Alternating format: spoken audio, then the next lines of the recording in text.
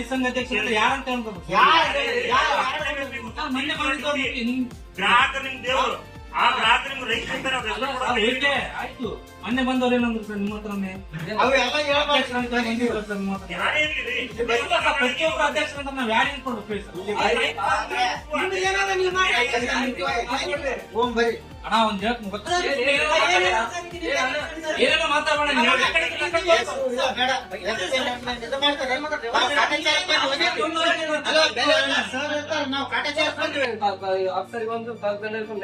ಕೊಡ್ತೀನಿ, ಕಂಪ್ಲೇಂಟ್ ಕೊಡ್ರಿ ಇವ್ರ ಮೇಲೆ. ಸರ್ ಒಂದ್ ವರ್ಷ ಆಯ್ತು, ಬಟ್ ಈ ಸರ್ 1 ವರ್ಷ ಆಯ್ತು ಸರ್. ಒಂದ್ ವರ್ಷ ಆಯ್ತು.